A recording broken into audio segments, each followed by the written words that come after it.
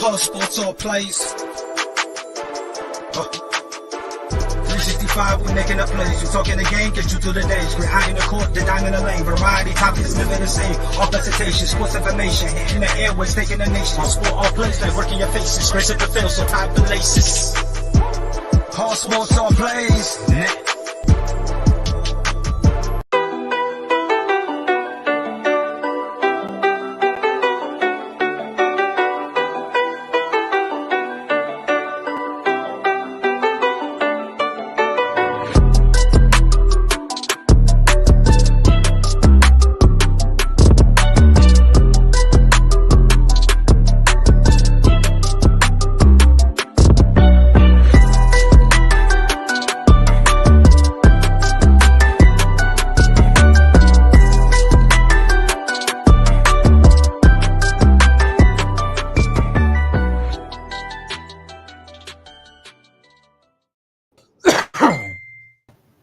All right, welcome everybody. Shut my damn phone off. Welcome everybody to the A-Step Afternoon Blitz. I'm Chris Gonzalez, joined by Jay McLovin and Deontay Kelly. How you doing this morning, Jay?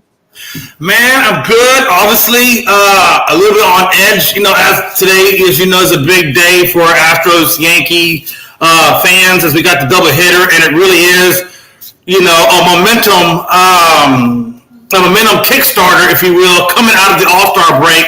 And I feel like if we split the series, I'll be okay with it. If we win the series, I'll be ecstatic, obviously. And obviously, I don't want to lose the series. So, it's going to be interesting to see how it plays out. But what a way to start off the All-Star break with a double hitter against the Yankees. At least it's at home.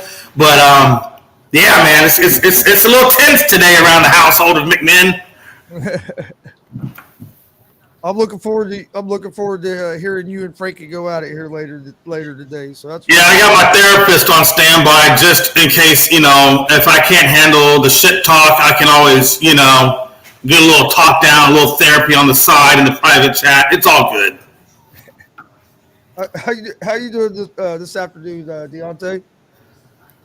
I'm doing good, man. I'm doing good. I can't complain. Just got up. I got to pick my woman up from the airport later on. But besides that, I've been having a good day. We just had some big news break that the Arizona Cardinals and Kyler Murray have agreed to a contract that's going to pay Kyler Murray $160 million guaranteed, 5 years to $230.5 million total, 160 of it guaranteed. Jay, did this surprise you that they got this done before the season? No, I figured they would. I knew that they were definitely wanting to get it behind them. I think it was more of a matter of how many years are they going to offer him and probably how much guaranteed. But I felt like there was going to be a deal done. I think, as you know now, that Deshaun Watson got his contract, and then you saw what he got guaranteed, and then you see Kyler Murray and you see what he got guaranteed. And I think it's really going to put a lot of pressure on the Ravens if they're going to want to keep Lamar in terms of how much they give him and how much guaranteed they give him. And let's just be honest, and this is just my opinion, whatever it is they give him, it's going to probably top Kyler Murray or equal to Kyler Murray. And at the end of the day, I feel like they're over freaking paying. But again, it's a market-induced environment, and he's going to get that money. And the demand is extremely high for a quarterback, and the supply is extremely low. So because of that issue, he will get the money. But again, the Ravens are really putting themselves in a bad situation if he can't develop a better passing game to go along with that run game. Yeah. Well, you, Deontay, did you think that Arizona and Kyler Murray would get something figured out before the season, before the training camp and everything, or do you think it'd drag out longer? No, I thought they was going to get one. I thought because that's their best player. It's the quarterback. It's like what Jay said. It's the highest supply you need to supply. Not highest demand. I apologize. And we just need him. Like the thing about Lamar Jackson, people talk about Kyle Murray, but at least you're taking a big risk with Kyle Murray. He's 5'10". He's a small guy. In the beginning of the season, he lights it up. And in the end of the season, he goes down after you start hitting the contact, you start getting the hits, You don't know how long he's gonna do. So that's my only swamp. And honestly, the quarterback, I think a lot of the quarterbacks are overpaid due to the fact that even with them $200 million, $100 million contracts, it's gonna be hard to find talent on the offensive and defensive end. So this is gonna bring the Cardinals. It's gonna show me what Kyle Murray is made of in the next few years and see if he's actually going to hit that elite level. Yeah, I was kind of surprised that they got it done just because I thought the Cardinals would hold out, and I really thought Murray was going to leave and play Major League Baseball. I've been saying that since the day he got drafted. I've been because my son's a big Cardinals fan. I tell my son since the day he got drafted, he's only going to play one contract in the NFL. He's going to play baseball. So I was the minority that believed he was going to be leaving to go play baseball. So I was kind of surprised they signed him to this deal. I think he'll eventually will play baseball. But just sometimes, man, he don't look interested on the sidelines. But I am worried about, like you said, Deontay. My biggest worry is his size, and can he stay healthy and play at a high level for a whole season because he hasn't been able to show that yet. So to me, yeah, I think maybe they did overpay him a little bit, but like Jay said, it's the market. So once that market's set, you're going to overpay for some guys, and it does. I think it puts a lot of pressure on Baltimore to try to get a deal done with Lamar because the longer they wait, Lamar's deal is just going to be going up and up because these other quarterbacks are going to keep resetting the market. Lamar's probably going to ask for the same or higher because he believes he is better, or he's better, or he's better than Kyle Murray. He honestly thinks that. And if I was him, I would be the same way because I'm like, Kyle Murray just got 230 million, 160 guaranteed, and I'm better than Kyle Murray. He's possibly thinking he's better than Deshaun Watson. Deshaun Watson got his contract. Only people that he's probably saying he's not better than they got the contract is the Josh Allen, the Aaron Rodgers, the Mahomes. But he believe all the other people, everybody else, that he is in that range that he's better than. But my thing is, it's not even about the Lamar Jackson. He's going to be overpaid. I believe no quarterback.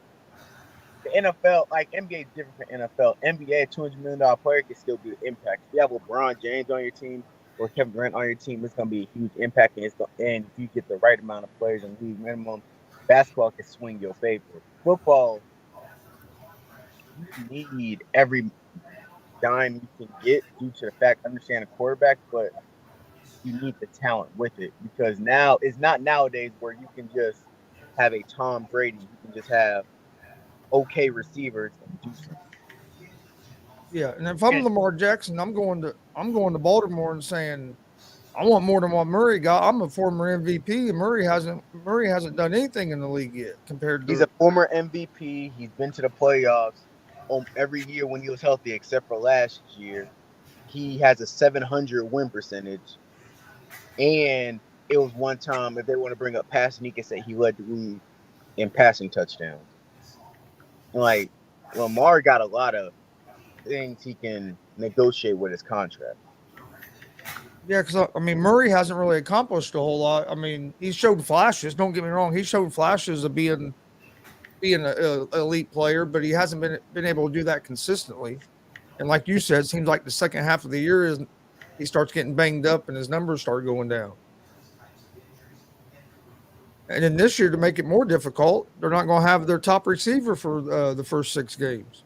And they just got rid of their wide receiver 2 to Jacksonville, Christian. Yep. Reynolds. Kirk. Yeah, no, Christian Kirk. I'm thinking of Reynolds. You're thinking of. I know who you're talking about. They're both from A&M. Yeah. Only reason I know Kirk is, like I said, because my son's a big Arizona Cardinals fan, so I talk a lot about the Cardinals, even though I'm not a fan.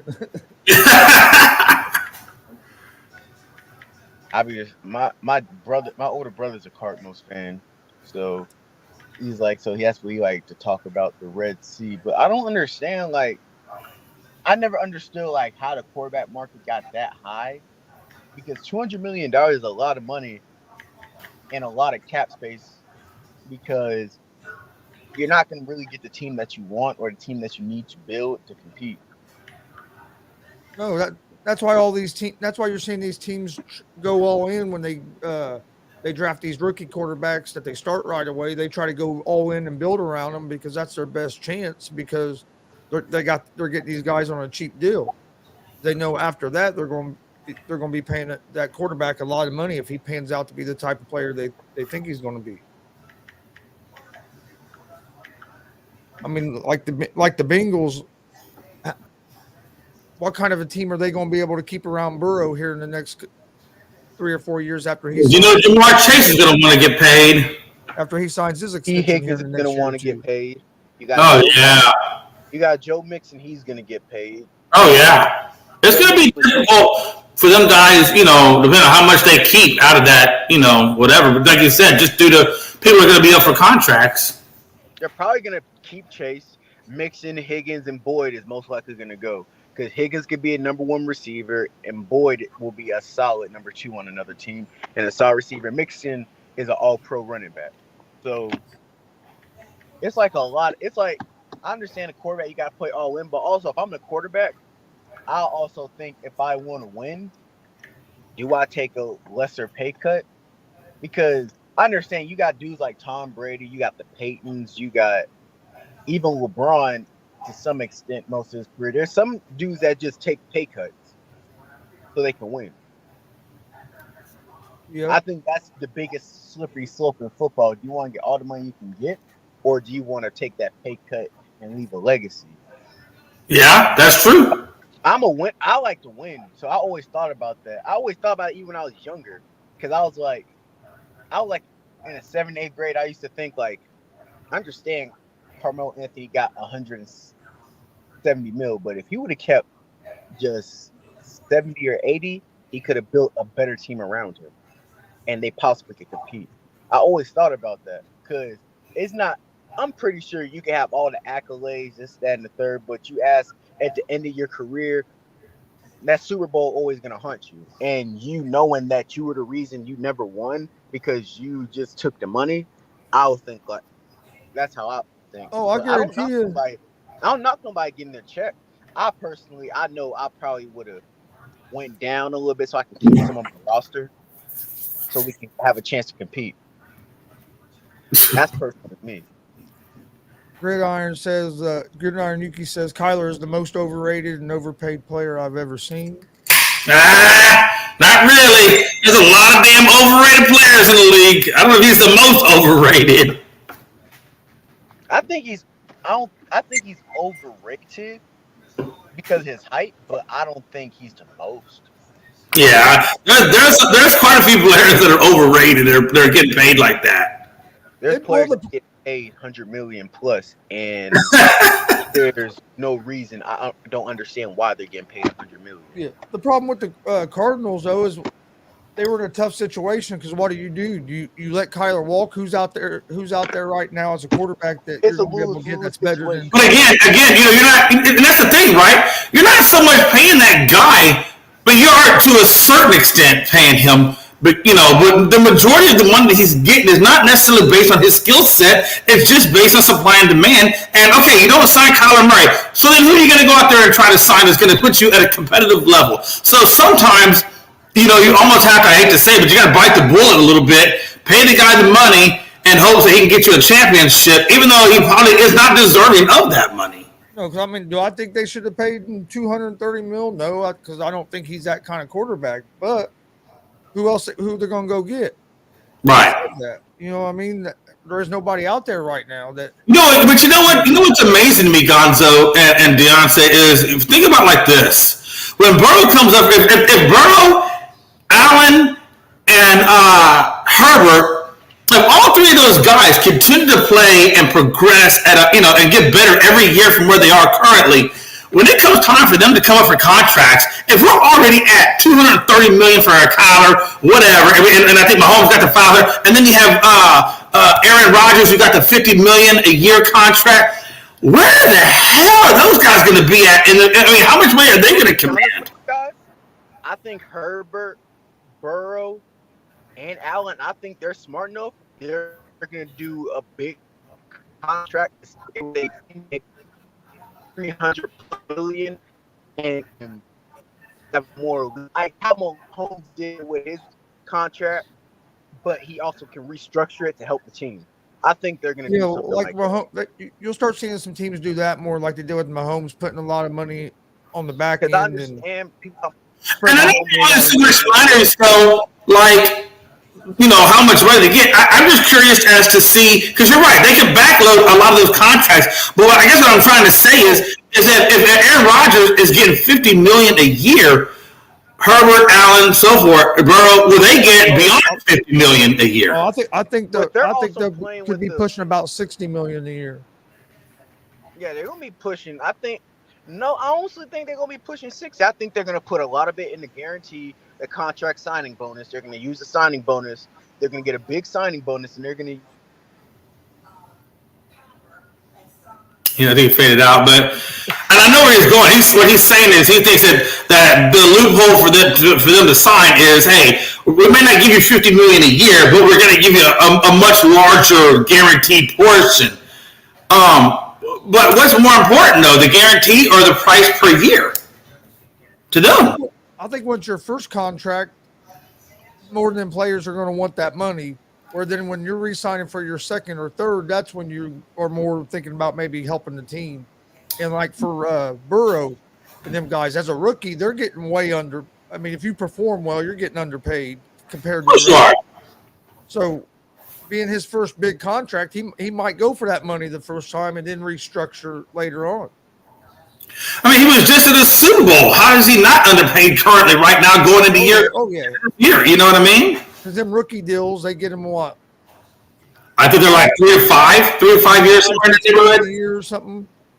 Yeah, I think I think the rookie deals are typically 3 to 5, somewhere in that neighborhood.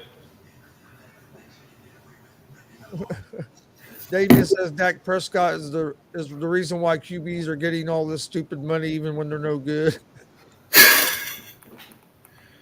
Again, man, hey, that's the thing about the market value and supply and demand. I mean, there's lots of things that drive up that price, not just necessarily your skill set, although your skill set is a big part of it. But the major part of it is the demand and supply and market. Yep. Hey, and it goes back to, hey, you're worth whatever you can get somebody to pay you. Yeah, what I mean? That's true. That's absolutely true. If you were the GMJ, would you have gave Kyler Murray that contract? And that's the shitty part about it is would I want to give it to him? No, but honestly, like I said, there's nothing else really out there that's available at this moment, and I don't think that it's not like they're going to have the number 1 draft pick to go after a good quarterback in next year's draft. So yeah, I'm probably going to give it to him. And like I said, it's only because of supply and demand. It's not because I think he deserves it, but it's just because there's really nobody else out there that can keep my team competitive. So yeah, and I think it's almost kind of like you're forced to give him that money rather than wanting to give him that money. You know what I mean? You either are forced to give him it, or you're basically going to start a rebuild. Yeah, exactly. And I don't think that's what the Cardinals are really trying to do. So they went out and got Hopkins and they went out and got Marquise Brown. I mean, that's definitely not what they're trying to do at this point. No. My bad. I'll say my power went out in Atlanta. The whole Buckhead power is out. Don't worry, man. Hey, look, it happens to everybody. Shit, that's the thing about it. It happened to me the other night. I lost power the other night on my show. Well, it happened to me the other day. I lost power and lost internet on the afternoon show the other day, and I was gone for a few minutes. So it happens. But my question is, do this put the Cardinals in the play, make them a playoff team? Are you now confident they're going to be in the playoffs, or you're just like, it's Kyler this year? Murray? I'm kind of on the fence with them because of Hopkins being out the first 6 games. They could dig themselves a hole in that beginning of that season that they might not be able to climb back out of. Because, like you said, they got rid of Kirk. Yeah, they brought in AJ Brown from, I think, in the wrong team. No, the Eagles brought AJ Brown. Yeah. I don't think they brought nobody in to replace Kurt. They got AJ Green still. Yeah, but didn't they add a receiver so they'd have him for when Hopkins was out? I know they still got AJ Green. That's the only thing I know. AJ for Green. AJ Green. And then they got Rondale Jones. Hey, real quick, if I could just throw out a quick plug, Gonzo. Stream East, y'all need to get y'all's crap together. We got a damn double hitter on pipe, and your damn servers are jacked up. Y'all need to get y'all's crap together because those cheap bastards like me, we need this crap. Do better, Stream East. Do better. I'm just saying. Do better, Stream East. Yeah, that's the only way I can get. Hey, listen, man. My cable service, man, I can't afford MLB and that Yankees network and all that crap to watch some games. I gotta go do Stream East, and they're letting me down right now. Makes me sad to be an American. I'm not gonna lie. The only thing I buy is NFL Red Zone. So I don't have cable. I don't have cable at all. Only thing, like if I have anything sports is NFL Red Zone, and the rest. My friend got YouTube TV, so I'll watch the games I really want to watch on there, or I'll just watch Stream East. That's who I was thinking of. The Cardinals got Hollywood Brown. Yeah, they got Hollywood from the Ravens. He can't catch anything either. No. I was just trying to think about receivers they had. That's why I'm saying with Hopkins being out the first 6 games, that's what scares me about the Cardinals being a playoff. You know what? Hold on, but I'm going to give Hollywood Brown. I'm going to give him a little bit of a pass because he was with freaking Lamar Jackson. And Lamar Jackson don't throw the ball. I want to see him with Kyler because Kyler can't throw the ball. I'm going to give him 1 year with Kyler, and then I'm going to make the assessment after this year. But I want to see him at least 1 year with Kyler before, I completely say Marquise Brown sucks. I got to give him at least 1 year. Frankie says, good luck, Jay. Man, listen. Everybody needs a little luck sometimes. But I can't feel the left side of my face right now, so Frankie, I don't care. I think I'm drooling, but I'm not sure. Altuve just bunted for a base hit. Good. We're getting ready to go now to just ESPN and just watch the game there, or at least just watch it on the box scores because I can't. But like I said, Stream East let me down, man. I tell you, I'm just so highly disappointed in them. They started out so good. I was watching games left and right, up and down. Amazing. Hey, Jay, when we go off air, I'll tell you what I use, and you should check into it. Yeah, I'll definitely have to check into it because this is just crap. Like I say, you gotta let me know too. I'll let you know. I pay $10 a month, dude. I get everything. Hey, but no, seriously though, Frankie Jr., good luck to you as well. I wish you nothing but disappointment, but good luck. Nothing but disappointment. I mean, come on, I'm not going to wish him success. He's playing my team. If he was playing Boston or Toronto or Tampa, I'd say, hey, good luck. Best wishes. I hope you kill him. Which, by the way, Pride, I'm sorry, but those last 2 games in that series, man, they made Boston look pretty bad. I'm not going to lie, though. The only thing I really will buy is NFL Red Zone. That's the only thing I've ever bought. And I'm not gonna lie, that was probably the best thing I ever invested. Is it expensive? Is the Red Zone? Is it pretty expensive or is it moderately priced? It's in between. Okay, I was just curious. I thought about some of those packages. On the app I use, you get the Red Zone, all that stuff. Oh, that's what's up. Yeah, most places they got a deal with NFL Red Zone where you can get it for just include an extra $5 a month in that. Hey, Frankie, the Astros are bringing small ball back today in 2 months in the first inning for hits. And that's the thing, like even on Peacock, I can't get the Yankees Astros game, and I'm like, what the hell?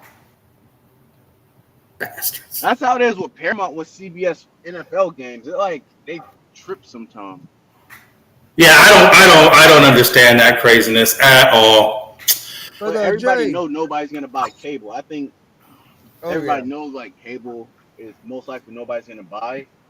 So I'm surprised NFL got Red Zone, but they need to come up with a better app that like you can just watch all the games.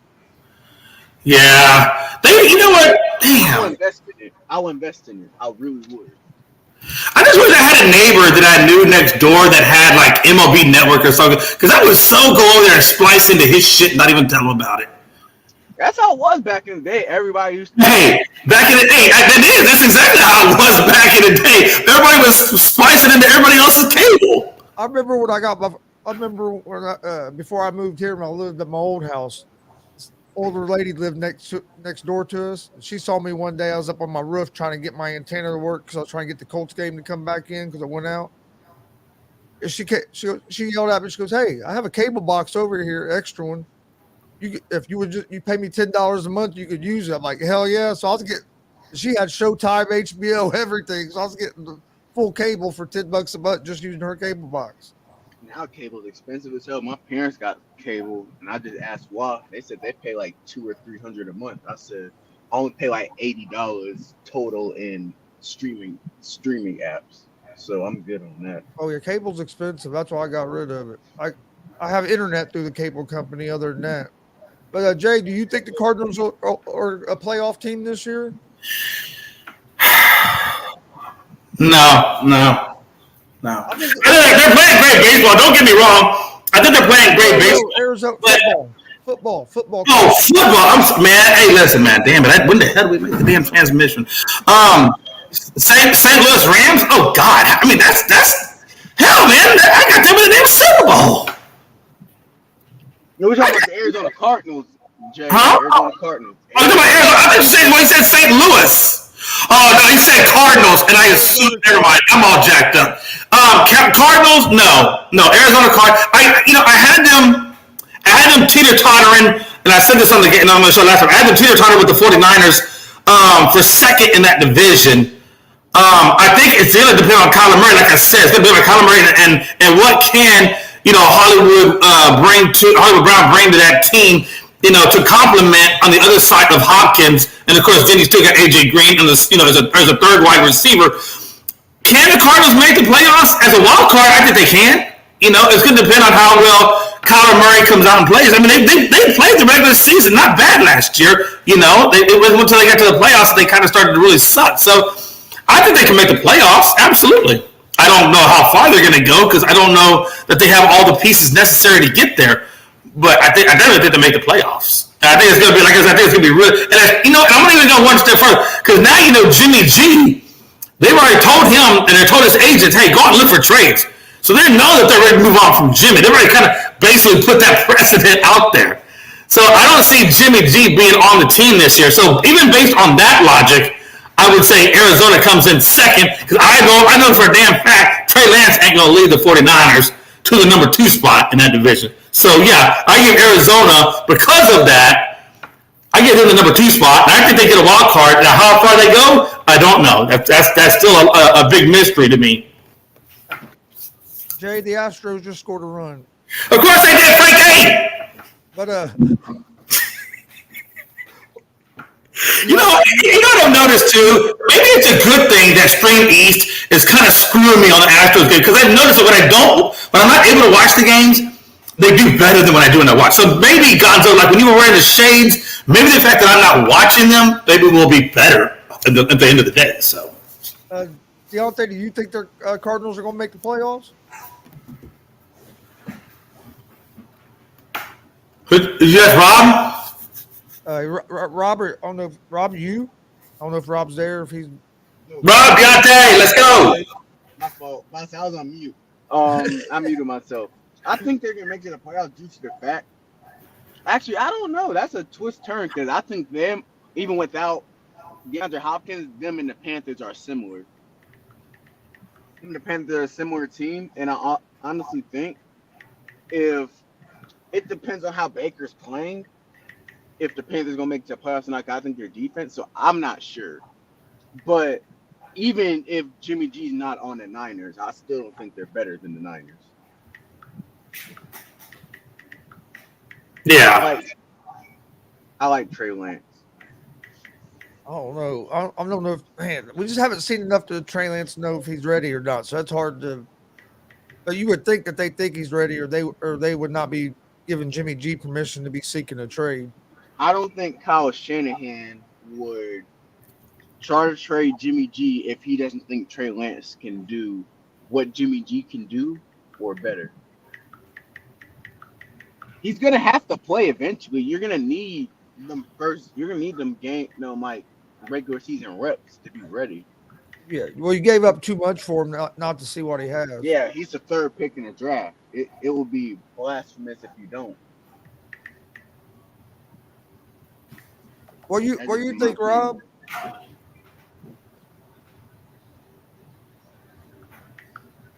Yo, How's it what's going? up, y'all?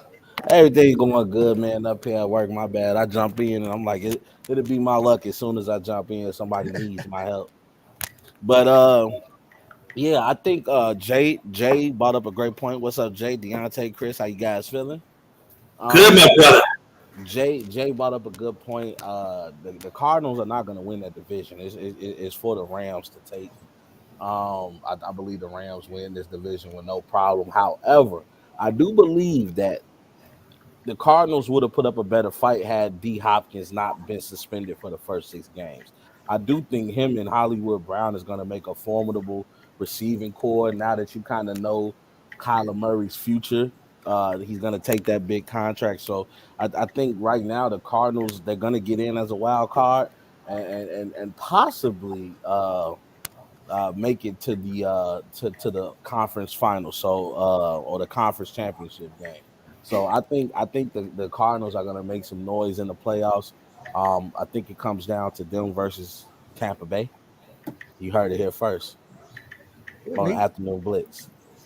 Rob has a lot of faith in the Cardinals this year. Rob, my question is on that is because we're all talking about D. Hop getting suspended, but they lost one of the best pass rushers in football in Chandler Jones.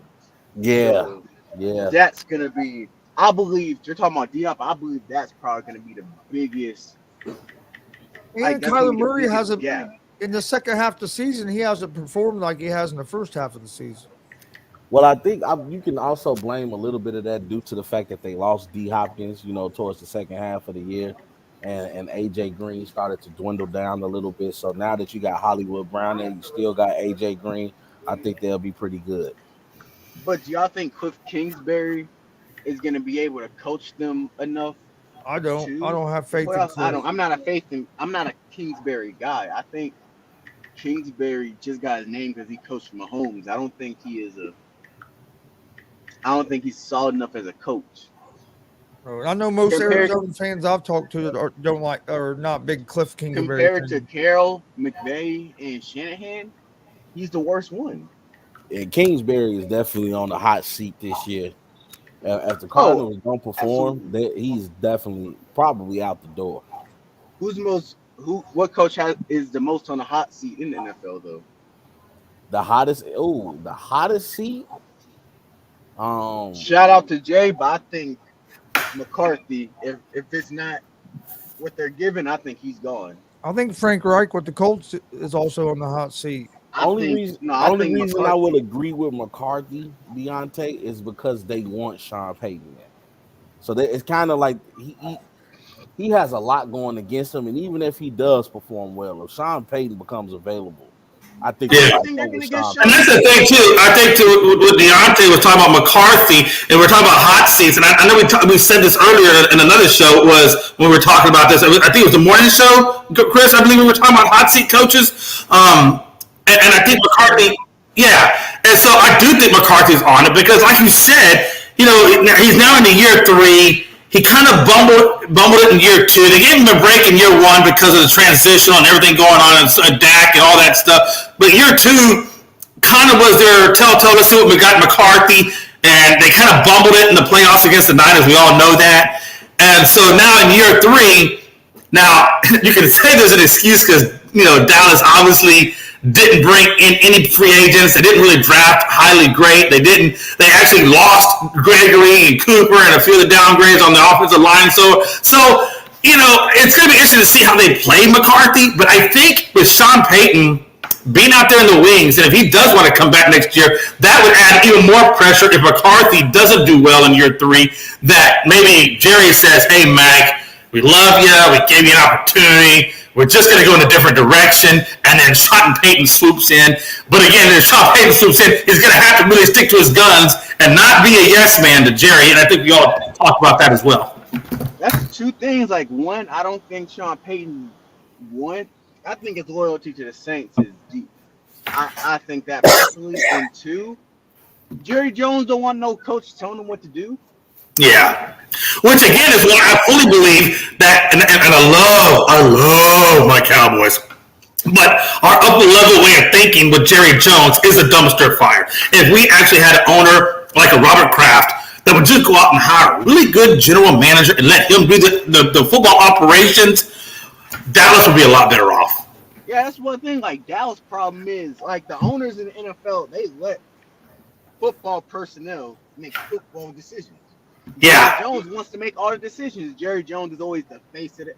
If you think of the Dallas Cowboys right now, everybody's going to think of Jerry Jones. That's the first thing they think of, not the players. Yeah. No, I agree. That's my reason why I don't think the Cowboys would never, in my opinion, get a Hall of Fame coach unless Jerry Jones sit back. Well, they had a Hall of Fame coach, right? I mean, they had a Hall of Fame coach in Tom Landry, but again, that wasn't Jerry Jones' tenure. So, yeah, I get it. So by technicality, that wasn't Jerry Jones' tenure. I think what you're saying is that Jerry Jones' tenure, they don't get a Hall of Fame. But I think Jimmy Johnson's got to be Hall of Fame at some point. He pushed him. He got rid of Jimmy Johnson away. Because Jimmy Johnson wasn't a yes man. He got rid of Jimmy Johnson, hired Did he get rid of Bill Parcells also? Because Bill Parcells is not a Yeah. But you know what, though? But how dumb did that make Jerry look? I don't care what your personal feelings towards Jimmy was. When a man is getting Super Bowl after Super Bowl, why would you ever go on? That's why he's not a Robert Kraft. Because Robert Kraft would have never did that shit. Robert Kraft would have wrote Jimmy Johnson till the wheels fell off. I think Robert Kraft hates Bill Belichick, but he's like, we win. But he's winning, and he knows business. Yeah. I don't care what your feelings are. Damn, if you're winning, you're winning. Well, Jerry Jones is the only owner that is on a radio show every Monday talking about. Man, Jerry Jones loves attention. He's an attention whore. Jerry Jones is an attention whore. He loves that shit. Yeah, he loves. And like, it's not even about the team. And then the thing, they don't even ask the coach how it was the performance. They got just Jerry Jones. How was the performance for last week's game? Like, how are you supposed to know? Right. Absolutely.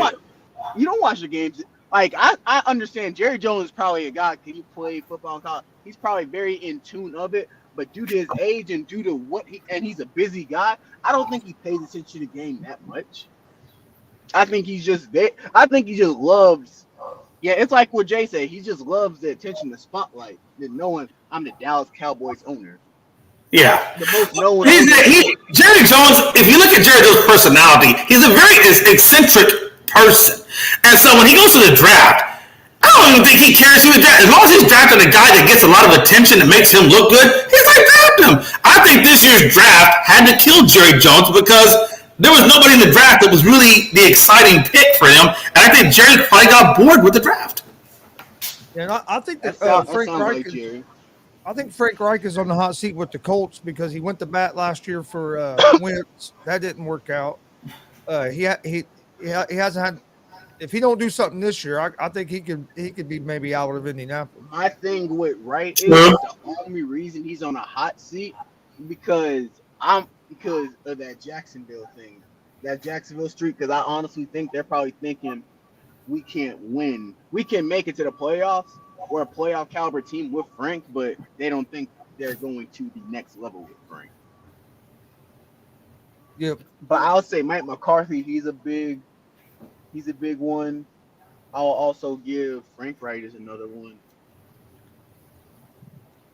Hackett, like we talked about earlier, Hackett, because of them not getting Aaron Rodgers, he's going to be on the hot seat if he doesn't produce with, Russell Wilson and so forth, especially given how well their defense is, the run game and receivers are. Russell Wilson should be able to, get this team in good position. So I think he'll definitely be on the hot seat. I also said LaFleur. Yeah, give him with Green Bay, absolutely. And you got to put Matt Rule in there. Matt Rule's got a horrible record with Carolina. Yeah, Matt Rule's in there. I also think Ron Rivera's in there too. Well, now that Ron Rivera has Wentz, he should be in there because, now you got a quarterback that can get the ball to McLaurin and Logan, and then you got your run. I mean, yeah, he can do. I think the real thing for Washington, though, is how well is Chase Young going to come back off this ACL? Are we going to get the old Chase Young, or are we going to get a more different Chase Young because maybe he's worried about re-tearing that ACL? I think Chase Young is going to be more worried about his technical skills rather than raw athleticism. And I think Chase Young is going to come back as Chase Young, possibly better. I personally think so. Because that defense is going to have to play well in order to help out that offense, which would then help Ron Rivera not be on the hot seat. Yeah, I mean, because if you look at that defense for the Commanders, it actually regressed. They got one of the best front lines in football. What about John Harbaugh with the Ravens? They don't have a good season. I think John Harbaugh's locked in with Baltimore. I think he's like tenured in that job. Yeah, he's got Mike Tomlinson. Or Pete Carroll. Or even you're right, Pete Carroll. If Deshaun Watson play, I think Kevin Stefanski's on the hot seat too. Well, for sure. You know who needs to be in the hot seat? The Browns' upper level management organization. Everybody from the head coach up should be on. If I was the owner and we don't make it to the playoffs and we got Deshaun Watson or we don't make it past the wild card, I'm firing the whole staff. I'm not gonna I just think what they did with how they brought in Deshaun, how they handled Baker Mayfield was just horrible. Horrible. So I'm putting them all on notice. All of you guys are on notice. Terrible. I put them all on notice. Yeah, and I think another one on the hot seat could be possibly what was that dude's name?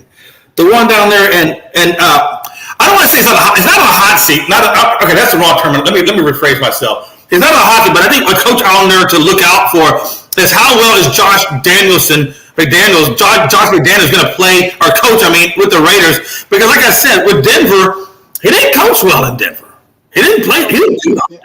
I don't think he's going to coach well. That's me. Yeah, and the thing about it is now you got a Devontae Adams, you got Carr, you got a defense, you got some attributes down there in Vegas to work with. Like you got something to work with. Like you got a really good solid team to develop. And I think that if he doesn't come out and do well on his second go around, I think we're looking at the end of Josh McDaniels. I think he goes back and does what Bill Belichick and says, "Hey, can I get my job back?" And I think he just goes back in that old motif. I honestly think McDaniels is going to be a worse version of Gruden. So I'm not a fan of McDaniels. I'm surprised McDaniels hasn't changed his mind and went back to New England already. Man. Yeah. It was a few years ago, man. I'll tell you who could have a good breakout year, though. Who's the head coach for the Chargers? It's not Spanish. Who is it? Staley. Man, I got a hell of a good team this year. I'm a diehard Chargers fan. If Staley underperforms, if we're not past the wild card, I'm calling for his job. Yeah, because what they did, the way they reloaded your defense to compete with that offense or to complement that offense, I mean, you guys should be rolling. But you know what they say, though, Dante, you know what they say? Sometimes things look better on paper than they do in actuality. That's what I always say. Because look at Cleveland. Cleveland a few years ago, they were looking amazing on paper. Right. But Cleveland was a play away from the AFC Championship. But bro, you got Clowney at one end, and you got freaking Gilbert or what's his name, Miles Gilbert on the other end. Your defense is going to be getting some major sacks or pressures. And you got Denzel Ward at corner, and you have other people. Like, you have a great team. And then their wide receiving core was phenomenal. And Njoku's a slept-on tight end. You have the best rushing attack. Like, but personally, I like how it goes. But I also think if Staley doesn't perform like the owner wants him to, I think Staley's on a hot seat. And I wouldn't have a problem if we go get Eric Bieniemy from Kansas City. You know what the knock on Eric Bieniemy is, though, and I don't know how y'all feel about it. The knock I heard of Eric Bieniemy is that he doesn't know how to talk to his players. Well, that's what they've been saying. He knows the players the wrong way. Yeah, they said that was the problem that he had in Kansas City. And Yeah. actually, him and Pat you want me to Mahomes tell you actually something though? clashed heads. You want me to tell you something? People don't like Bill Belichick either. And look what he does. Yeah, Yeah, but Bill Belichick Belichick ain't no Bill Belichick. different level. That's a whole different level. Deontay, come on, man. Come back to planet Earth with me just for a little bit. Come on. I'm just saying, people hate. I'm just saying. Name one time you ever heard somebody say Bill Belichick is sure a great guy. Yeah, but you got to But they remember winning respect here him, is everything. So if you're a coach that has 6 Super Bowl rings under your belt, yeah. some people There's a respect level. There's a respect level there. Yeah. They don't have to like him. But before he was like the guy in New England. He was a good he was a good defensive coordinator. Same thing with Bieniemy. He can become that. I also think too, but my coaches, Bieniemy's one. I will also take. I don't know that Bieniemy. Sean Payton is another one, but it's either Dallas and New Orleans with him. But then the other knock on, or the other issue I have with Bieniemy, and it's not even a knock or anything. It's just an unknown. I think it's more of an unknown. It's because when Nagy came out from underneath and went to Holmgren and went to Chicago, he was just horrible, garbage. I'm wondering, but I'm wondering is even if Bieniemy can learn how to, talk to players and get their buy-in and the whole psychological aspect of that, even if he masters that side of it, how is this play calling going to be out from underneath Andy Reid? That's also true because Andy Reid do call a lot of the plays. Yeah, I was just about to bring that up because that was one of the knock on Bieniemy is because as he was going for these head coaching positions, it was coming back out that he's actually not the one calling the plays, even though Andy Reid has been trying to push the narrative that he is. Right. The thing is that, with you not being the play caller and you're not getting along, not only just with your team, but not getting along with the head of the snake and your quarterback, who happens to be Pat Mahomes, who a lot of people consider the young GOAT. That's not a good look on your resume. It came out that him and Andy Reid was going at it some too. Yeah, and that's but not I good also at all. think Not to Drake, mention, remember in the playoffs where they didn't go for that field goal in the final minutes of the first half, and that actually came back to bite them in the butt because they thought they had a timeout. People make bad calls. I'm gonna be real. That play calling thing. Oh, if you're in the because I'm gonna give you an example. Remember Adam Gase? Yeah. Adam Gase was an offensive play caller. Let's see how his life turned out. But you gotta admit, Adam Gase. If you're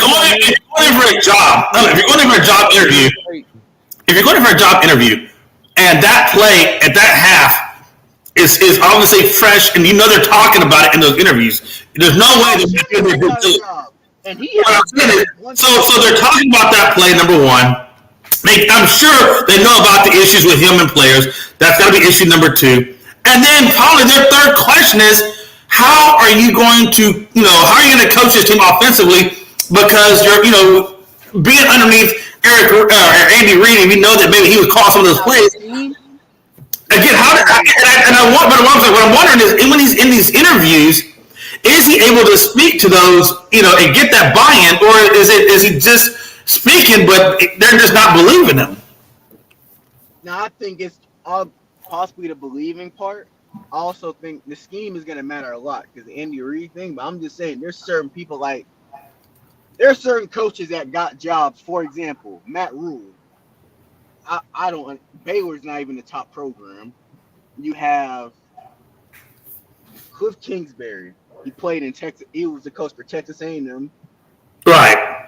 You have many of these other coaches that really hasn't solidified their spot as an NFL coach. That's why I think Bieniemy, because Matt Rule, who is the guy from Joe Judge? Joe Judge was horrible. Yeah, and now Joe Judge is back in New England, which is interesting because Josh McDaniel was horrible when he was in Denver.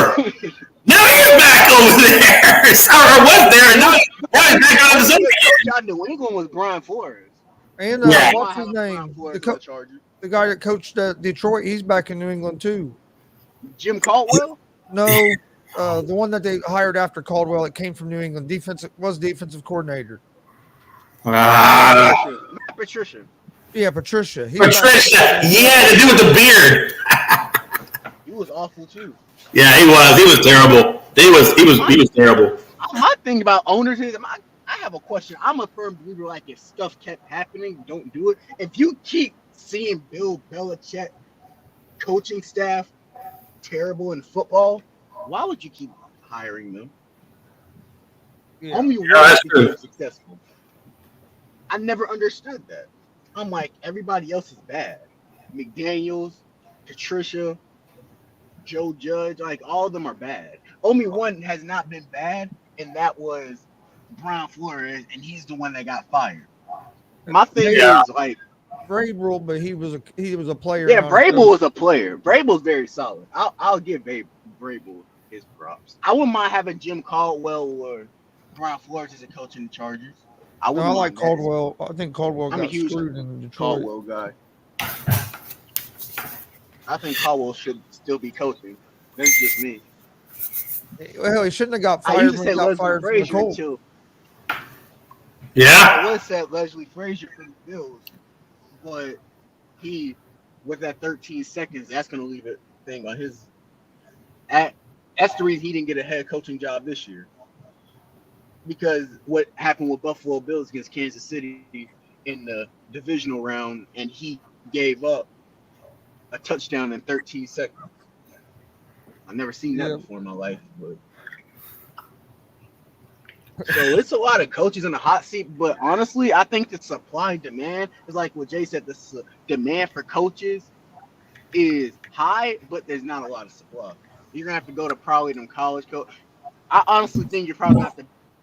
Would you pay for Jim Harbaugh? Take him out of Michigan? Oh, God. You know, I'm really surprised he didn't come out of Michigan. I really thought he would. I thought he would go to Minnesota. I thought that was because I felt like Minnesota was such a good opportunity on the offensive and the defensive side of the ball that I thought that would be enough to attract him to that. But Michigan really, I guess it really is in his heart. You know how much he's getting paid in Michigan, though, Jay? Oh, he's getting money. Don't get it twisted. He's getting money. He took a pay cut to stay in Michigan the year before that. Yeah. But I think he wanted to prove a point, and then he proved. He's still his point making that good he money. Don't get me wrong. No, I think he wanted to prove his point that he's a college playoff worthy coach, and I think he proved his point last year. It's the fact that Michigan just can't get a quarterback to save their life ever. Yeah, he They're ain't good been in able to every find other a aspect quarterback. of the game. They're always good in every other aspect of the game besides a quarterback with Jim Harbaugh. But I honestly will pay Jim Harbaugh to come back and coach my team due to the fact what he did before he went to Michigan. Some people just not meant for college football. I think Jim Harbaugh will be a good enough. Well, you know, and not to go down a lot of rabbit holes on that one, but honestly, now that they got the way that the NIL is structured and the transfer portal is structured, you know, now it's like now you can pay the athlete, now you can get free agents to the portal. That it really is going to level the playing field for everybody across the board, to include a team like Jackson State, you know, who doesn't have, you know, that D1 type status, but now can get these D1 recruits. I mean, it really is going to kill Nick Saban. I really kind of see how Nick Saban goes from here, because I think the NIL and the transfer portal are going to kill him off a little bit, or at least take some of that mystique off of him. I think it's going to change. It's going to cause more parity in college football. I think. Yeah, absolutely. Over the next 4 or 5 years, it's going to take a few years. But when you like these teams like Alabama and Georgia and some of these other teams, they're not going to be 4 or 5 deep with 4 and 5 star players. Yeah, exactly. And you can already see it. 4 or 5 star players are going to go other places because they can get paid and play. Yeah, and you can already see it because Nick Saban is thoroughly pissed at Jimbo Fisher, and I think a lot of other things because of the NIL and the transfer portal, because he knows that it's not just his ability to go into a living room now and talk to his parents and do what he does, or even having the name notoriety of a Nick Saban. Now with the NIL and the transfer, I mean, people are going to be like, damn, man, you know, there's a lot more options out there than just a Nick Saban. Yeah, well, I ain't gonna lie. That one meeting, I'm like, dang, he called out Jimbo. Him and Jimbo used to coach together. I said, They did. They did. he's legit mad. Jimbo been doing. My thing about the NIL, one, I think sooner or later they're gonna make some rules on it because now it's like the wild wild west. So now, Oh, it's absolutely like that. It is going to get worse too. there's legit players that sign to the school just to get the NIL. Like, for example, Ohio State backup quarterback, he was the number one player in the nation. I was reading this story. He literally went to Ohio State to take the $1 million NIL, and then he's transferring. Then he transferred to Texas to get Yeah, there's going to have to be same thing with Oklahoma's quarterback when Lincoln Riley left to go to USC. He basically did a free agency to see which college would give him the best NIL deal. Then he decided to go to USC. It's like, I think NIL, it's going to turn big into the free agency realm. Like, I just don't want to play here, so who's going to sign me? They're definitely going to have to put some regulations on it. I think it's a good idea. I think NIL is good, but I do think it does need some regulations, or it's going to end up, like you said, you're going to end up with a lot of problems. You're going to have players not keeping their end of the deal, or or you might even have colleges not keep their commitment on it. So I do think there needs to be some kind of regulations because, like you just said, it is like the Wild Wild West. Basically, it's almost like anything goes right now. And it is. But you know, let me say this. Let me say this though. Scenario. How do you regulate something that truly is really kind of unregulatable? In other words, you get NIL. You're going to allow these athletes to get paid. Even if you say, hey, the school can have zero affiliation with an NIL, I mean, but there's always a way. There's always a way that boosters can go do other things. There's always There's always going to be some kind of way to get that NIL money into their hands. I promise you. There are people that do nothing but that. I just think there'd be like regulations where that keep a player. They have to stay in the school. They have to keep the players. I don't think about the money thing. Money, they should get as much as you want. If they want to pay you $10 million to be a college player, then so be it. I think the school should matter. Like, you have to play at least. You have to stay in the school at least 2 years. Like, I don't think you should just keep transferring and transferring. I think that's not fair for the thing just because you want to. I think you're allowed to transfer. Correct me if I'm wrong, but I think you're allowed to transfer. Is it 2 times? There is a limit on how many times you can transfer. I think it's 2 times you're allowed to transfer. I think that's it. There should be a regulation. Say like that, like the story Deontay was talking about, kid from Ohio State. If you take an NIL deal from Ohio State, you should have to stay there at least one full season. You shouldn't be able just to take that money, then go enter the transfer portal to try to get somebody else to pay you. I agree. You got to have some type of regulations on that because, as Deontay was alluding to, it's not fair to the school. And if the school is going to have to treat this like a business, then you're going to have to be professional about it as a business as well. Because what happened if the school starts saying, all right, so you want to play like that? They stop giving out scholarships. And now you have to pay for school with your NIL deal. Yeah, and then players are going to be pissed, and you know that, Jay. So you're allowed to transfer one time in your college career without penalty. And if you transfer more than that one time, well, then you lose playing time. So if I transfer from Bama to Texas, okay, I don't get no penalty. I just go and play. But if I go from Texas to, let's say, I don't know, man, Duke or something, or Notre Dame or whatever, well, now I'm going to have to lose X number of games before I can actually play. So there is a penalty on that second. They're probably going to redshirt them that year more than likely, Jay. You know that. Yeah. I'm just going to redshirt them. Remember what you said? There's loopholes to anything. And I'm pretty sure it's like these boosters and college coaches like, hey, Nick Saban's probably like this. Hey, we know how to do this. Yeah. I don't care. It's like, I think the college athletes, college athletics, I think is like the biggest, Pandora's box, because you can open a Pandora's box and college sports, they will go crazy about it. And it's absolutely. And I think that's too, you gotta understand from the student athlete side of it. they haven't been paid for so long. So now that they are starting to make some money from playing in college, you kind of just got to slow them down with some regulations because now they think they can move like the pro athletes. And then, unfortunately, you look at the pros, you look at things like what Kevin Durant is doing, not playing 1 year in his new contract and already asking for a trade. That then translate down to the other sports and minor leagues or in college league where they think that they can move like these guys. So, as the professionals have to understand the example that they're setting and realize that what you do not only hurts the game you're playing, but the game on a minor scale. You know what I mean?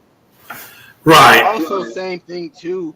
I'll give also parents too in college. Parents is a big thing, and parents is not going to have the kids' best interest most of the time. It's going to be where the money goes. Oh, We yeah. all know some parents that just don't have the kids' best interest. They're basically like, just go to where. Some that's not even the kids' fault. They go to that school. I'm pretty sure that dude's parents was like, if you go to Ohio State, you can make $1 million. But he's like, I want to go to Texas. But he's like, just do this. And like it's gonna be a big thing. So NIL is like it's a huge thing. I'm happy for NIL because finally I think now they should reinstate some of these players, for example, Reggie Bush, that got paid because of his likeness. He should be able to be reinstated back, the Fab Five, etc. But I think NIL is gonna be soon if they don't have regulation, it's gonna be Wild Wild West because you got parents, you got the kids not doing everything. There's legit parents as these kids managers and they don't know anything about managing. They just gonna say Ohio State giving me $3 million. What can you do for me? Is the NIL going to be going for NCAA basketball as well? Yeah. But the difference is NCAA sports. basketball is not as popular as NCAA football. It's not as popular in some places. In some places. Like if you go to Duke, basketball is very popular. But just know that, the first time you transfer, it's penalty free on that first time, but the second time, you're subject to miss that season, so you have to wait till the next season. So definitely transferring once is beneficial. I don't think you're going to see many athletes go to the transfer portal more than one time in their career. It just is not beneficial to their career to do so. So I think one time is about all you're going to see people transfer, and that's it. And I think they need to change that rule to where you can't use that one transfer without getting penalized. You can't use it till after you've been at whatever school you commit to at least one season. And some people, they're gonna play the rules. Some people will get the NIL deal and just sit out. You say I'm not gonna play.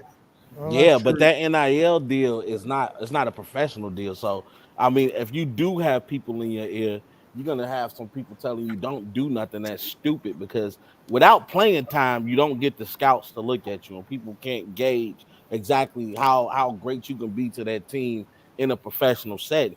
So you're gonna need that playing time. So what Jay brings up is actually a good point of if you're gonna be taking away people's playing time, then that's gonna pose a problem.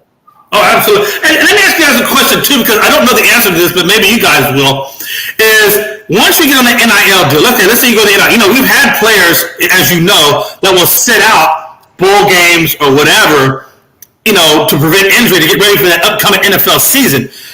Under the NIL, I don't know, I guess I would have to imagine there's got to be a stipulated contract, but, if they go into the NIL, are they still then allowed to step out from the bowl game and stay on the sideline? Or with the NIL, would that force them now to actually play in those games regardless of the importance of that game or not? I don't know. That's a great question. I think they would still be allowed to sit out because I don't think the NIL has anything to do with your playing time. It's just they're playing. No, but I'm saying they could be in their NIL contract. Image and likeness. Oh yeah, I think some contracts probably got that. You got to play. I'm just saying, if I'm giving an athlete money, I'm going to have it in my contract that says, hey, you got to play the entire thing plus the ball game because, we're paying you to do that, right? And that's what I'm saying. I mean, personally, I would have a player sign a contract if he's able to sit out games because then that's kind of defeating the purpose. I'm giving you money because I want you to promote my company. And if you're sitting out games, how are you promoting my company or whatever it is I'm trying to promote through you? Well, that's a good question because from what I'm reading here, it's saying that NIL deals are guaranteed regardless of a recruit's long-term presence on the team. So I'm also assuming, also based on games played. Wow. Okay. That's I why I also think think that it's rule on a needs company, change. Your NIL deal should have something to do with how many games you played, because that keeps players from, like Deontay said, taking the money, sitting out, then using it Right. next year to go get more money. I think it's all based on. If I'm a college student and that was the case, hey, I'm not gonna lie, that's no brainer. I do this. That's exactly what I would do. I take the money, sit out. Hey, I'll wear a T-shirt that says your company name on it, and then we're good. I'll be at my dorm room drinking some beer. I'll see you guys later. Hey, listen, every once in a while I'll do a TikTok video and I'll hold up my shirt. I mean, I'd do that in a heartbeat. But what's your Damien had a question, which I was going to bring this up too. It was one of the things I wrote down. What's your thoughts on the Browns working out Rosen and McCarron? It's coming out that the Browns want to take 4 quarterbacks into training camp, which they're not going to keep all of them. So if you bring them in, they're just bringing them in to have bodies, basically. It looks like Brissett's going to be their starter unless Watson doesn't get suspended. But what you got? Do you guys think there's a chance either one of these guys make their team? I don't think either one of these guys are going to make the team. I think they're just bringing them in more for bodies in training camp. Yeah. I think they're wasting their time if they're trying to get Josh Rosen and AJ McCarron. I think they're just blatantly wasting their time because I guess they're anticipating just in case Watson gets suspended, but I don't think they have a chance to make their roster if they want to be honest and actually get some playing time. So I think it's a waste of time. It's not going to be useful. No, I don't think either. Real quick, put that little comment up there. I got headphones on. What about Jay? Jay, calm down. Hey, Lee, my bad. I had my little volume on my mic turned up too high. I turned it down for your sensitive hearing. And probably Gonzo, because I seen Gonzo done taking his headphones about 2 or 3 times off. Gonzo's just a little bit more polite about it. Lee, you're an a-hole. I like you, Lee. Keep watching, but you're an a-hole. I turned my mic down. I hope that's better for you. Damien said he heard Watson might get 8 weeks, so 8 games. I'm wondering now because and that's the thing I'm wondering too because I feel like if he was going to get a 4 to 6 game suspension, it just seems like they would have already came out and levied out that suspension and we're driving on. I feel like and correct me if I'm wrong, guys. I don't know how y'all feel about it, but I feel like the longer they drag this out without saying how long he's going to get suspended, the more I'm inclined to feel like they could be going for the whole year. And see, I feel I think they're trying to find materials to get him the whole year. I think they haven't found anything, but they're like, I want to make sure because I don't want this backlash, so I can give him at least 8 to 16 games. I think they're trying to find something. That's why it's taking so long. See, I feel the other way. I think or opposite of Jay. I think that the longer it goes on, to me, that's meaning to me that the NFL is trying to figure out a way where they cannot suspend him and not get a lot of backlash. Because when Deshaun Watson's lawyer, I guess he said his lawyer said, "Hey, if you suspend me for the year, we're suing you." And I'm like, too. He said he's gonna take legal action if there's no criminal charge and the Texans did all the settlements that they needed to, and there's nothing else to be done. Yeah, I'm a sue. Cause why am I not playing? Because you got to understand. Even though, and I said this earlier to another guy, even though you're found not guilty in the court system, the NFL still has a conduct policy. He can still be found guilty under that conduct policy. Because let's be honest now, even if he's not guilty, there's still some shady dealings up in that hotel room with 22 women. And the fact that he actually reached settlement with those women, even though he's not guilty in the court of law, and on the civil side, it still looks as an admission of guilt. And the fact that he brought negativity to the league, negativity to himself, the conduct policy is really this is what this is all about, is the conduct policy. How many games do we give him under the conduct policy? That's why I think he should only get 4 games if he gets. Yeah. But then again, with the whole weed issue and stuff like that, you've had guys get, a whole year ban. So how would you feel if he doesn't get suspended? I wouldn't care. Honestly, man, I won't be mad. Here's the deal I have with it. These women, God bless them, but these women waited so long to really bring the issue out about Deshaun that there was no evidence in any of their cases, which is why they all got thrown out. Without evidence, it's really a he said, she said, unless you got video or some of the firm evidence to back it up. So without the evidence, I'm not going to convict a man if there's no evidence to support it. If it's just her word against his, because we all know sometimes people lie. It's always his side. It's his side, her side, and the truth. Exactly. So based on that alone, I don't think it's fair. In my opinion, it's not fair. But again, the NFL does have a conduct policy, so you have to kind of respect that as well. And so again, I think he gets suspended under the conduct policy. I don't think it's a year. I think 4 games, 6 games at most, 6 games at most, and then we move on from it and get back to football. I'm gonna be honest. If he gets suspended for a year or 8 games, I think that's total bullshit. No, I think 4 to 6 games. I think given the circumstances, they have, because the league has to say something about it, man. They have to. They can't just turn a blind eye and they conduct and not give it something. But 4 to 6, I think 4 to 6 is the appropriate amount, and then we move on. I understand. I give you that. Yeah, I think as long as you get, I think 4 games would be all right. I wouldn't be mad about that. I think 4 to 6. 4 to 6 is good. Yeah, I will. I think 4 to 6 is probably the best amount of games he could get. I don't think he should get longer than 4 to 6. If he get 8 to 16, I think that's BS. Oh, I agree. Okay, Lee Jones. I'm not going to say the word because I don't know if I can say it. I'm just going to say, to put it in British terms, and I hope I'm right when I make this comparison, and if I'm wrong, I'm wrong, but I believe an a-hole would be considerable to a wanker. I believe the British is a wanker. So if you're a wanker, you're an a-hole. Same thing. Okay, carry on. Damien says he thinks 2 years suspension is the right call. I think that is crazy. Come on. There's not been any player. There's not been any player in NFL history to have 2-year suspensions. Yeah. But again, Damien says that stuff just to get attention. So you got to kind of take that with a grain of salt. I think 4, like I said, 4 to 6 games I'll be all right with. Any more than that, I would be I think it's way too much. Now if it happens again, I think it should be longer. But I think with this situation, I think hopefully he learned his lesson, because honestly, his image and his character is tarnished forever. Oh yeah, his reputation never going to be ruined forever. Because there's always going to be people that believe that he done this or done that. And what I mean? He's not the only player.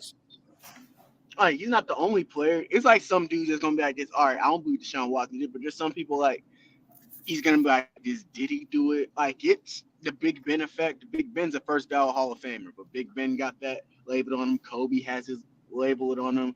It's like you could have a Hall of Fame all-time career, and they're still gonna label you that. It comes with the territory. Michael Vick. Michael Vick. You still got people that protest anytime Michael Vick gets a job or anything because of what went on with him. And that's just the thing, though, and that's the sad part about it. But honestly, sometimes in life, I don't agree with it, because the man paid his penalty. I think he did jump time, right? Didn't he go to prison for that? Yeah, he done prison time. Yeah, exactly. So I feel like he got 2 years. He was 2 years out. He got 2 years in prison. But bro, as an American society, even though the man has done his time and he is rectified, the American people, they don't let stuff go like that. They don't. Nobody ever let stuff go like that. People always hold that crap against you, regardless if you paid your time or not. Yeah, I thought what he did was wrong. I thought what Michael Vick did was 100% wrong, but I'm like, it's not like he got just suspended. He was sentenced to prison. So, well, what he did was, and not only that, it was very bad. Look how much money he gave back. But at the same time, Hey man, if God gives mercy, if God gives grace, if he really has turned and realized what he did, and I know he's donating money to the charities and things like that. Okay, look, man, it's in the past. You know, leave him alone. Move on from it. You're being an American a-hole or a British wanker.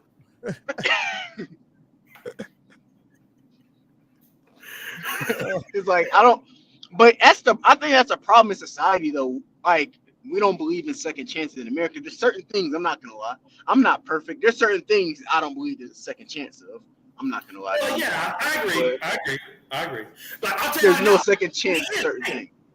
You know, Deontay, and I'm not trying to, like keep playing on it, but let's be honest. What Ruggs did, in my opinion, it's not as unforgivable because God will forgive him, but at the same time, I don't think he deserves a damn second chance. You said Henry Ruggs? Yes.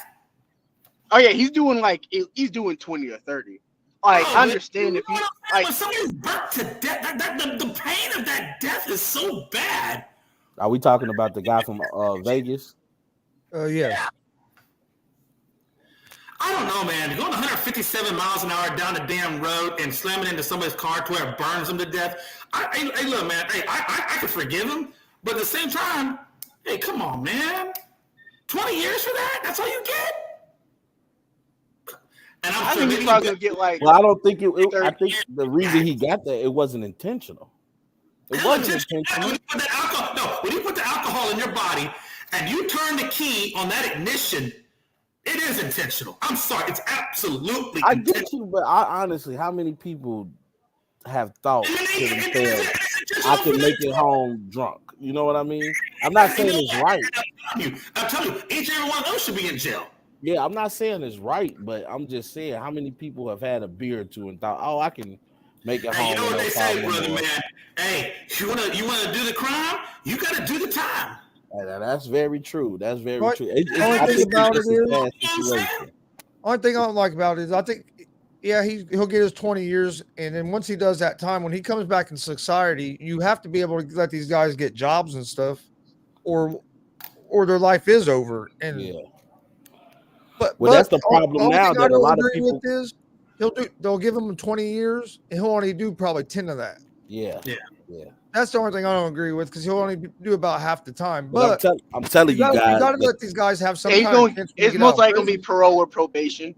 But I'm telling you right now, though, I feel like the punishment should fit the outcome to that individual. For example, if her life is taken and she will never see the light of day, why should he be able to see the light of day? She's not, and he took it for her. I think certain cases, yes. Bro, when you watch certain this, cases, look at my body, and I get behind the wheel of a car. Let me ask you this: what's the difference between a car and a gun? They both kill. And he made the choice to pick up that gun, like he made the choice to drink that liquor and turn that key. And if you're grown up a man to put the liquor in the bottle and put the key in the ignition. All right, no, that's the thing I'll give you, Jay. If you consume alcohol, if you give alcohol, I will say if you give alcohol and you're past the legal limit and you get in an accident, yeah, I'll say. Bro, he was so far past the legal limit. The legal limit is 0.08. He was at 0.16. So he's well beyond the legal. He's so far beyond the legal.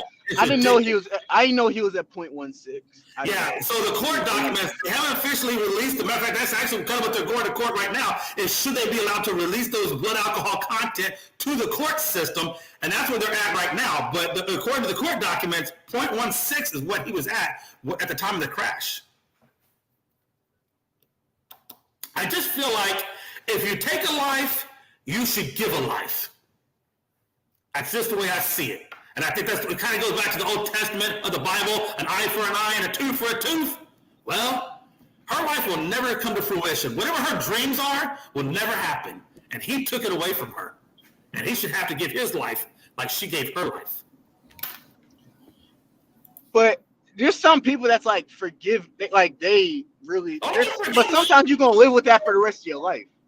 That's the thing. If he really didn't mean to do it and he's living like that for the rest of his life, that's worse than sometimes a death sentence. You thinking that you took somebody's life and you didn't for the rest of their life. He's gonna be thinking about that and it's gonna haunt him. So the only way I would say that I would be okay with him coming out of jail at the 50-year max, because that's what the max is. The max is 50, the minimum is 2, and he'll fall somewhere in between there. And wherever he's gonna probably get like. He's going to get the 25 to 30. Wherever he falls in between there, when he comes out of that facility, I know he's still got money. He still got millions. He ain't broke. He got money in the bank. When he comes out of that facility, I want to see what his actions are in relevancy to help Mothers Against Drunk Driving. All those different organizations that preach about, not, drinking and driving. I want to see what he Michael does Vick to did. support that. Just like what Michael Vick did with the animals. I just think, for me for the perception on him to really be changed or redemption to even come into a fact, I would have to see him come out of prison and really do a lot to support, the attitude of don't drink and drive, number one. And what does he do for the family, outside? Because I'm sure they're going to sue him. And I'm sure he's going to have to pay that family whatever, money is deemed. But beyond the money, I want to see what he does for that family to nurture their loss. Because that's really the true fact of redemption is, what are you going to do for the victim? Like, how are you going to take care of them for the pain in which you caused them? I agree. Yeah. I believe a lot of people deserve second chances. Depends too. It just depends on few. There's a few things to me where I'm like, I don't care what you do. I can't say I'm on air, but the moral of the story for everybody listening: if you drink, don't drive. No. You got Uber dude. They got Uber, they got Lyft, they got all kinds. They got Master. There's so many available options that drinking and driving should never be one of them. Seriously. Yeah, I 100% agree. You have Uber, Lyft, you can get a taxi. And then if you want to get something to eat, you got Uber Eats, you got DoorDash, you got valets, you got there's many ways you can get a ride. Man, the day they came out with Uber Eats and Uber, I started contemplating the need to why do I even have a car? I thought about selling my shit. And people, that's the bad thing about it. People still drink and drive every day. And they do. I tell people, I'm like, if you're just hungry and you want to get something to eat and you're drunk, just order an Uber. Yep. It's not, or use an Uber, use a Lyft. Or I don't like drinking because I don't like it. Or I'll just be like this, I'll come pick you up. But I think we're old enough now, and drinking and driving has affected too many people to realize drinking and driving should be the last option, or it should not even be an option when you're going out. There's sometimes I go out and I don't even bring my car because I know if I end up drinking, I can just call Uber. Yeah, like if we go to like a Colts game or a Pacer game, it's about a 45-minute drive to Indianapolis. We'll just get a hotel and close enough where we can just walk to the game. That way, if we want to drink, we can walk right back to the hotel. Don't have to worry about driving or anything, and go home the next day. Yeah, and that was one of the, when I was in the Army, that was the biggest thing that they really hit on hard was. Army is big drinking and driving. Hey, if you're going to, no, what I'm saying, and it makes sense though. I mean, really, if you're going to drink, nothing wrong with drinking. Hell, go and get shit faced if you want to. But have a plan. Just have a plan for how you plan to get there and get home without having alcohol in your system. If you're, you know what I'm saying? Like, in other words, have an Uber, like you said, or have a designated driver. I mean, have something in place. I mean, and if you're an athlete, you make shit tons of money. You can call a taxi and pay that taxi bill. The taxi bill is far less than what Ruggs is going to have to pay in the long term.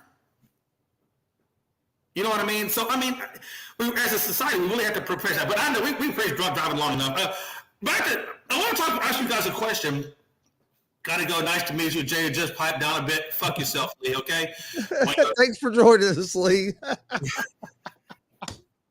Fucking Brits, man. I hate it. I love Brits. I spent a lot of time overseas in Ukraine and all those places and stuff. And I like European people. They're good people. They have a very different personality. They almost have like a Frankie C, Pride, Jay McLovin, and Gonzo all wrapped up into one personality. It's really fascinating to see.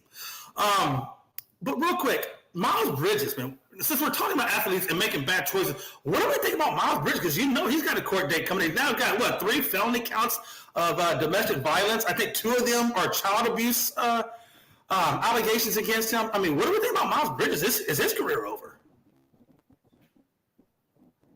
Oh yeah, his career is 100% over, and it sucks because he was at the max. But like everybody saying the max, he was supposed to be at his max. This was his contract year.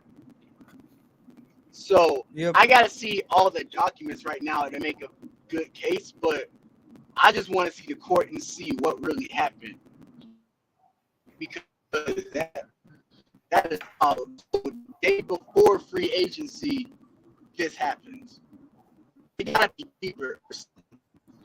I just hope it's not that. Because he was due. I mean, at the time of this issue, he was due, to get a qualifying offer, which would have put him out there to find, another deal with anybody and get that offer sheet. He was at the offer sheet. No, he was going to get a max deal, maybe with the. Charlotte was going to give him a max contract, so he was going to get like 100. He was going to do like what Phoenix did. They were going to let him go on the market, see what who offered him what, and then they were just going to meet that offer sheet. I think that's what they were planning on doing. Which is, smart business on their part, because then it kind of lets the market dictate what he's worth. But at the same time, now that he did all this craziness, he's not going to see any of that. It sounds like he's going to be in jail for a while. Let's see. So 3 felony counts. 2 of them are children. I bet he probably does 5 to 7 years. And that's the crimes I think that. Somewhere in that neighborhood. I hate to say this, but if you hurt a child, that's something that I don't know if you get second chances from. No, that's fine too. My thing is too, if you do anything with children, I feel like you shouldn't have a second chance. Because what's gonna be a difference if you're in that same situation with a child? Another adult can defend themselves. A child can't. Well, he did things with the kids, but he also beat his girlfriend up in front of the kids. I mean, mentally, emotionally, physically, those children, they're going to be dealing with a lot of issues. You're going to be scarred. Oh, absolutely. That's something you don't want to see. That's something you're not going to want to see. You talking about Miles Bridges now? Yeah. It's like, I agree with Jay. He's probably going to do like 5 years. I think he is 5 to 7. And you know what? And if this is his first offense, not on all 3 of them, but he could get probation on some of those as a first-time offender. So, or he can get a year in jail. I think the less amount, due to the fact that he's a basketball player and he did this and he wanted to make an example, I think they're going to do at least 1 to 2 years. I think he's whatever his time. Is this his first? Is this his? I'm sorry, Chris. Go ahead. Is this his first time ever being in trouble with the law too? Because that'll play into it as well. If he's never been in trouble before, he might not get more than a year. I think he's going to get the state of Georgia. I don't understand. I don't know where it is in Charlotte, but I know in Georgia, on your first time aggravated felony assault, they typically give you probation, 1 to 2 years of probation, and then after you complete that 1 to 2 years of probation, then the charge itself will fall off your record. And if you meet all of your probationary meetings, you could even get off probation, 3 or 4 months early. So that's Georgia on a first-time offender. I don't know how Carolina does it, but I got to imagine they probably have something similar, that if this is your first-time offense, and especially if he's a basketball player, he'll have a little influence, that maybe he gets a light sentence if he gets a sentence. But I think what's going to hurt Miles Bridges is not so much the jail time that he's going to do, but the income that he's going to be losing, or even if in the possible loss of a career. That's really where I think he's going to hurt the most. I think he could be back, that he'll be back in the NBA eventually. If he only gets probation or only gets jail time for a year or two, he's not a very old guy. There's still a possibility he might be able to come back. It'll be at a lot less money. He'll come back like at a minimum kind of prove it deal. He's not going to get a max offer like he was going to get, but I think there's a path for him to get back to the league. but it's like I said, this right here is going to cost him a whole lot of money because I don't think he'll ever be back at that max level deal unless he can come back in here in a couple of years and he on a prove it deal and just goes off. Then he might be able to get that big payday, but he cost himself a whole lot of money with this happening. And this happened like a day before he was going to get signed and everything. I mean, it's yeah. God, what a mess! What a mess, Miles. Couldn't you just hold your shit together? Damn. Yeah, then you had that linebacker from the Texans that got arrested yesterday for burglary and attempt of rape. Or how a damn linebacker in the NFL and you're out there robbing people? Like, really? What the hell? I don't know, man. If you have this much money, why do you have to go do stuff? You know what I mean? Do stuff like that. I don't understand it. Golly, man. I just don't I never understood that. Drew, you got a future. You got all those millions. What are you robbing people for? I just don't understand that. But yeah, it is what it is, I guess. No, I agree with you, Damian. No man should put their hands on a woman, but I don't think his career is over because we've seen players come back to these professional leagues after domestic violence stuff. So I think he'll be back in the league eventually. It's just going to cost him a whole lot of money and probably some jail time or probation. But I agree. A man shouldn't put their hands on a woman, but we've seen the precedent set that players can get back in these leagues a lot of times. Yeah. Not saying that's right, but it happens. So what, Jay, real quick, what do you think about about Jimmy G? Do you think Trey Lance is the answer for San Francisco and that they're making the right move trading Jimmy G?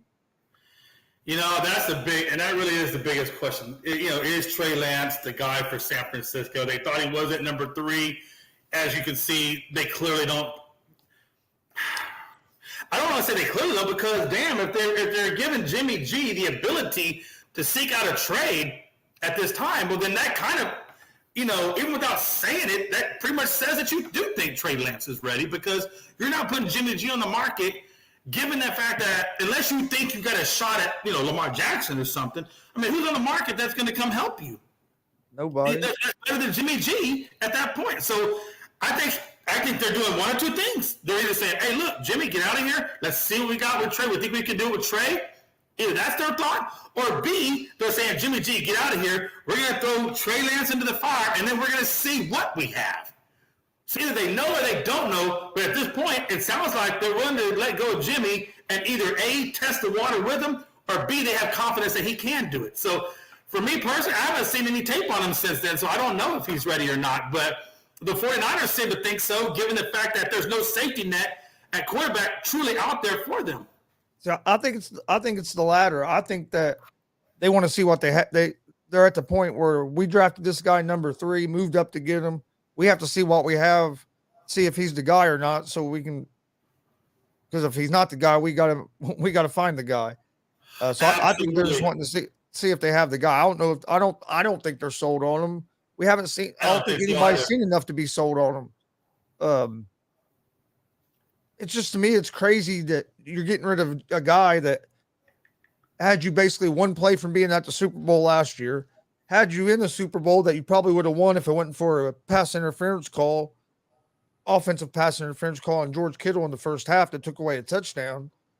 Yeah, and they're so eager to trade that guy away.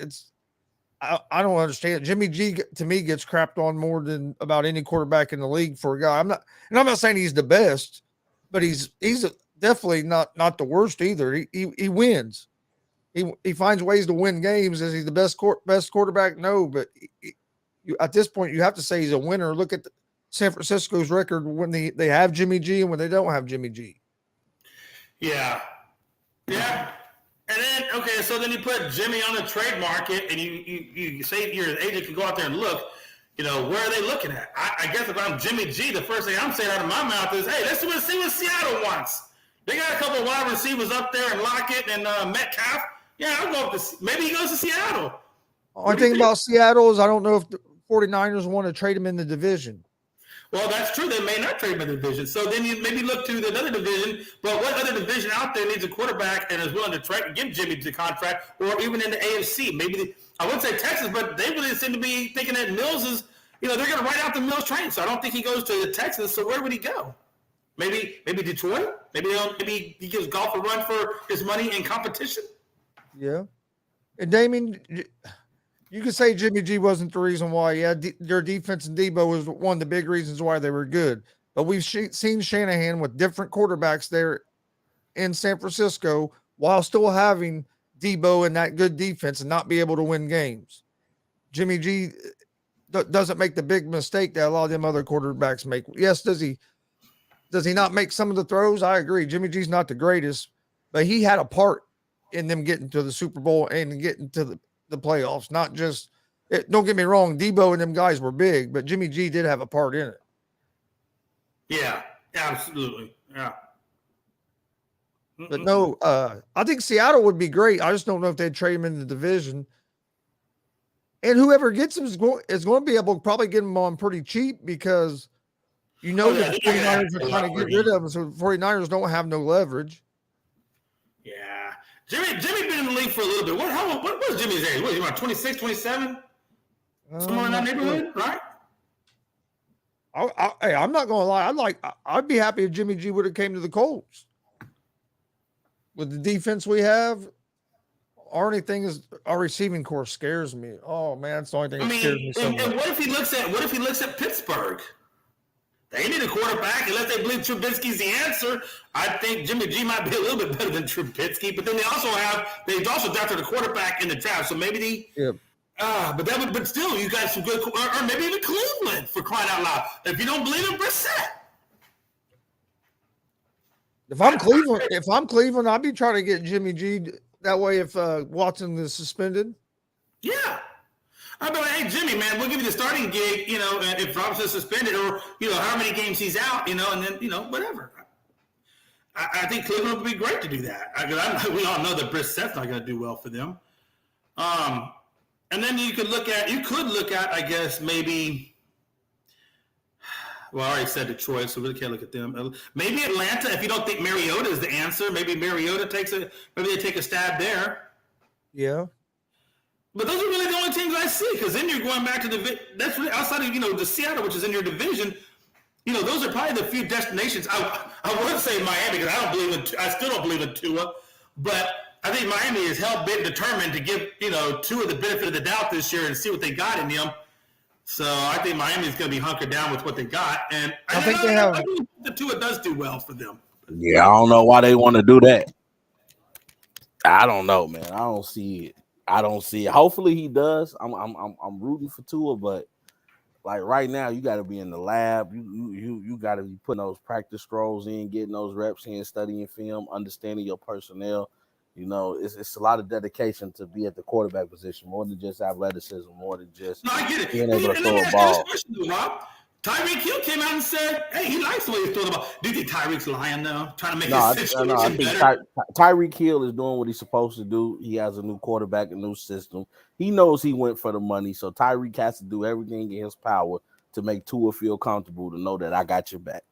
You can't tell me that he realistically thinks that Pat Mahomes, that he's better than Pat Mahomes. You can't tell me. We're not about being better than Patrick Mahomes. But do you think that Tyreek, though, thinks that, Tua, is he being truthful thinking that, or do you think he's just making it up, like you said, to support his quarterback? And he doesn't really believe just supporting him. I don't think he believes it.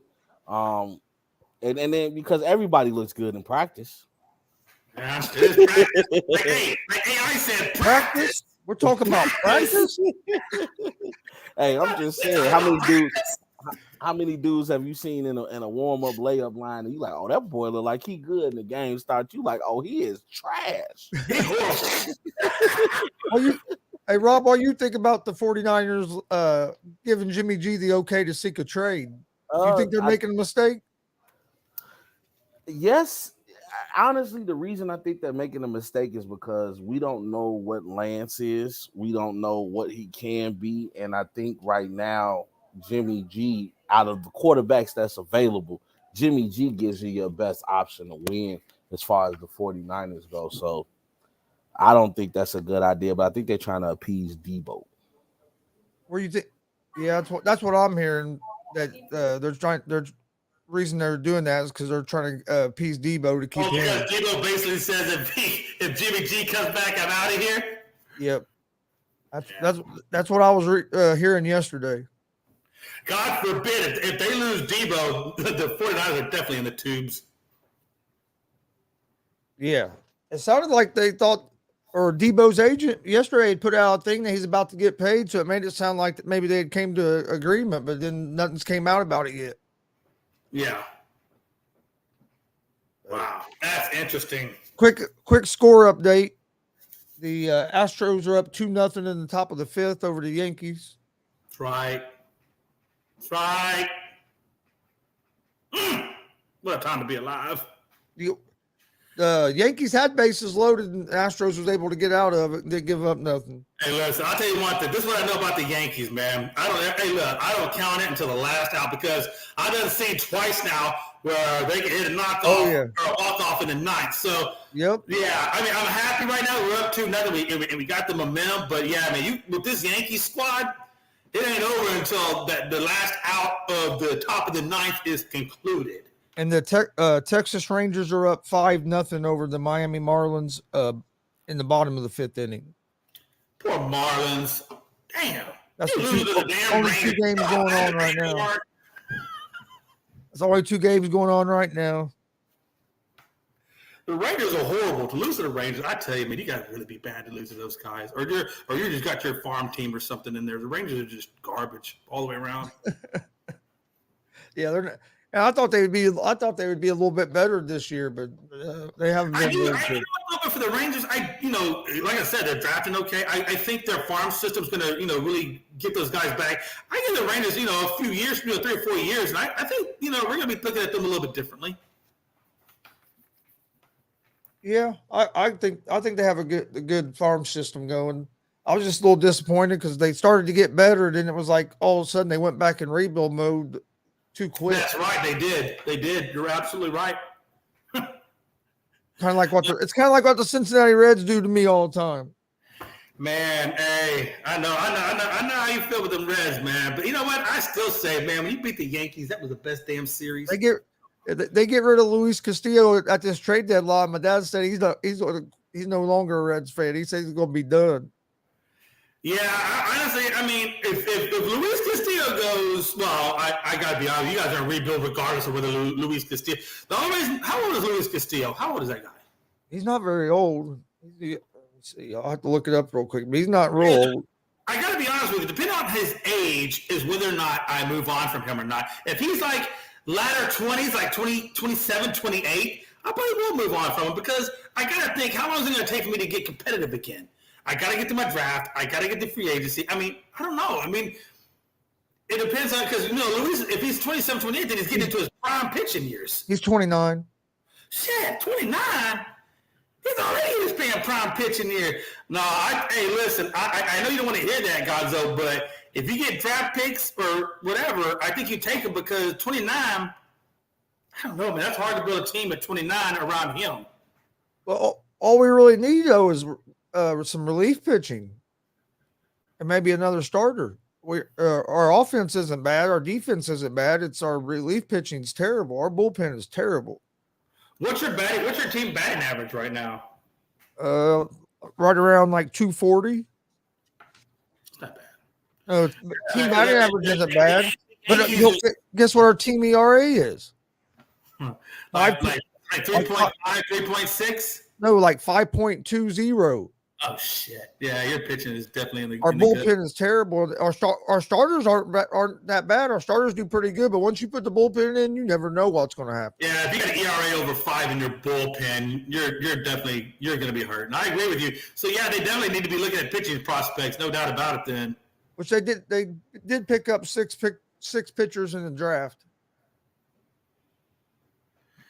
But and the thing about it is though. Is how good of a pitching development staff do you have in your farm system?